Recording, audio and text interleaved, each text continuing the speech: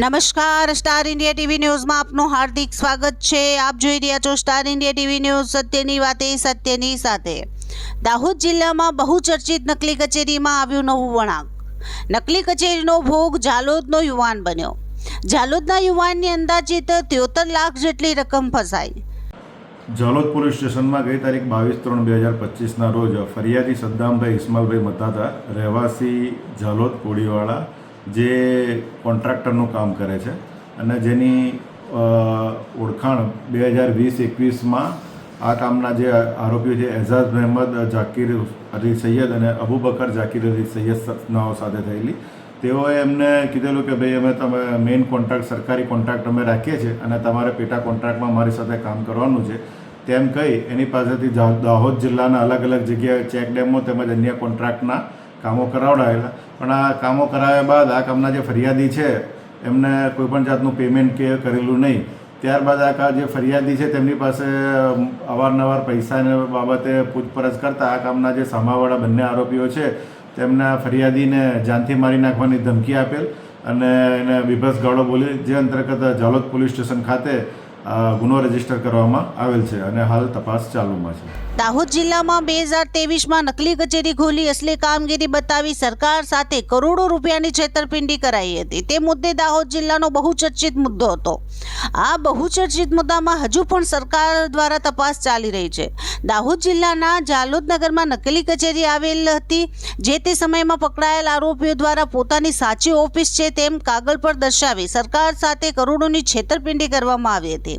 દાહોદ જિલ્લાના નકલી કચેરીના મુખ્ય આરોપીઓ દ્વારા જાણવા મળેલ સૂત્રો મુજબ 2020માં ઝાલોદ નગરમાં રહેતા સદામભાઈ ઇસ્માઇલભાઈ મતાદારને એજાઝ હુસેન જાકીર અલી સૈયદ અને અબુબકર જાકીર હુસેન સૈયદ દ્વારા સરકારી ટેન્ડરની લાલચમાં ફસાવ્યો હતો અને તેઓ મુન્દ્રા કન્સલ્ટન્ટ એજન્સી ચલાવે છે તેમ કહ્યું હતું।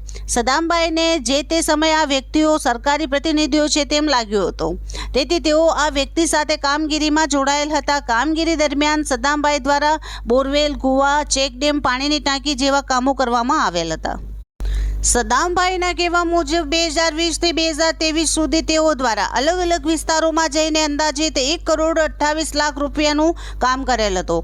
આ કામગીરીના રૂપિયા અંદાજિત 55 લાખ રૂપિયા વેપારીઓના અલગ અલગ ખાતામાં સામાન પેટે આપેલ હતા, તેમજ અંદાજિત 73 લાખ રૂપિયા સદામભાઈને લેવાના બાકી છે। સદામભાઈ દ્વારા અવારનવાર કેટલી વાર રૂપિયાની માંગણી કરવામાં આવી, પરંતુ એજાઝ હુસેન અને અબુબકર દ્વારા રૂપિયા આપવામાં આવેલ ન હતા। હું ઝાલોદનો રહેવાસી છું। મારું નામ સદ્દામ છે।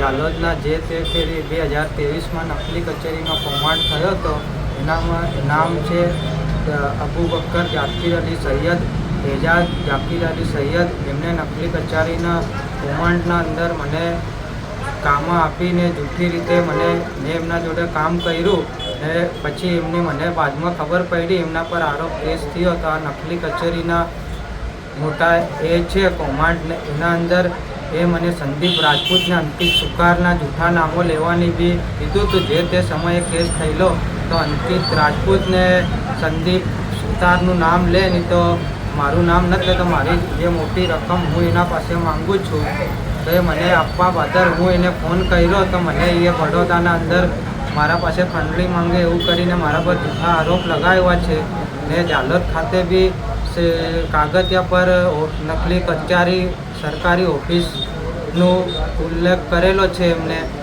ને એ લોકો મોટા અબુબકર જાકીર અલી સૈયદ, એજાઝ જાકીર અલી સૈયદ એ ભાઈ મોટા કૌભાંડી છે। બીજા બે નિર્દોષ નામાના અંકિતભાઈનું ને સંદીપભાઈના નિર્દોષ નામાનું આપણને એ કરે છે ને એના લીધે અમારા બેંક અકાઉન્ટ સીઝ થઈ ગયા છે।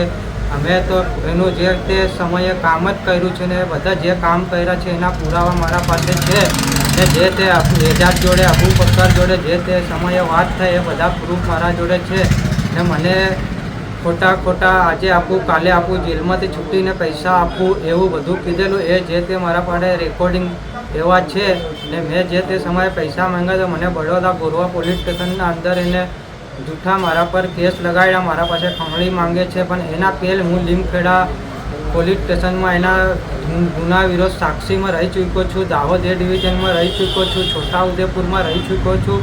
ને એ બે ભાઈ મોટા આરોપી છે ને સરકાર જોડે આટલો મોટો ફ્રોડ કર્યો ને જે તે સમયે મેં એમના જોડે કામ કરતો હતો તો મને ખબર નહોતી કે આ કચેરી નકલી છે. અમને એવું કીધું હતું અમારે મુદ્રા કન્ડસની એજન્સી છે ને અમે ગાંધીનગરથી સરકારી કામો લાવીએ છીએ તો અમે કામ કરો તો પૂરા દાહોદ જિલ્લાના અંદર જે તે સમયે મેં બધાનું કામ કર્યું છે મારા ખાને બધું પ્રૂફ છે ને એમના ફોટા સાથે છે. એ બે ભાઈઓના ફોટા બી છે ને હું સંદીપને કે સંદીપ રાજપૂત મારા ખાને કોઈ ફેરી આવ્યો નથી, એનો કોઈ ફોટો નથી. ને જે તે સમયે દાહોદ પોલીસે એનો ફોન લીધો તો એના ફોનમાં બી મારા કોઈ એના જોડે વાત થયેલી કે એકબીજા જોડે વાત થયેલી નથી. મારી વાત એજાજ અને અબુ બકર જોડે વાત થયેલી છે.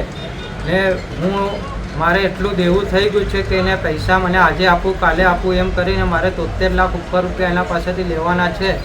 ને એ બે ભાઈઓ મેન આરોપી છે, અબુ બકર ને એજાજ. આપનું નામ? મારું નામ સદ્દામ ઇસ્માઇલ મતાદાર, ઝાલોદ કોલીવાડામાં. 2023માં નકલી કચેરીનો કૌભાંડ બહાર આવતા પોલીસ દ્વારા અબુ બકરની અટકાયત કરવામાં આવી હતી. આ કિસ્સો જિલ્લામાં ટોપ ઓફ ધ ટાઉન બન્યો હતો. અટકાયત કરાયેલા વ્યક્તિઓ પાસે સદામભાઈ દ્વારા જેલમાં પણ રૂપિયા માંગવામાં આવેલ હતા, પરંતુ તેઓએ અમો જેલમાં છીએ, છૂટીશું પછી આપીશું તેમ કહ્યું હતું. થોડા સમય પછી જામીન પર છૂટતા સદામભાઈ દ્વારા ફરી અબુ બકર અને એજાજ હુસેન પાસે રૂપિયાની માંગણી કરવામાં આવી હતી. ત્યારે ઉપરોક્ત અટકાયત કરેલ વ્યક્તિઓ દ્વારા રૂપિયા ન આપી અપશબ્દો વાપરી ધમકી આપવામાં આવી હતી. તેમજ હવે પછી રૂપિયા માંગીશ તો તારું મોઢું પાછળ કરી દઈશ તેમ કહી વિભત્સ શબ્દોમાં ગાળો આપી હતી.